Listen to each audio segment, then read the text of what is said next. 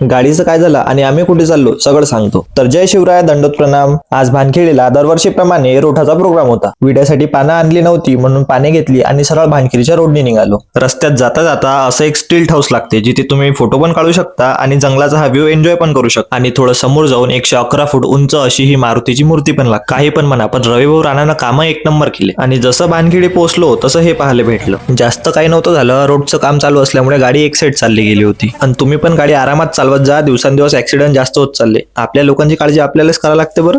म्हटलं आश्रमात जायच्या अगोदर मंदिरात जाऊन यावं. आम्ही लहानपणी दर्शनासाठी इथे येत होतो तेव्हा या पाण्यात खेळत होतो, पण आता तर प्रत्येक लेकराच्या हातात फोन दिसते. असो, देवाचे दर्शन घेऊन आश्रमात आलो आणि गर्दी तर तुम्ही पाहूच शकता. आल्या आल्या देवपूजा केली आणि विडा वगैरे केला. आम्ही देवाच्या ठिकाणी गेलो आणि सेवा नाही दिली असं कधी होऊ शकते का? मग काय, घेतली बकेट हातात आणि चालू वरण वरण. तसं तर हे दाखवायला नाही पाहिजे, पण हे पाहून बाकीच्यांनी सुद्धा सेवा द्यावी या हेतूने दाखवतो. कारण कुठे ना कुठे आम्ही पण 4 लोकांना पाहून आज सेवा देतोय.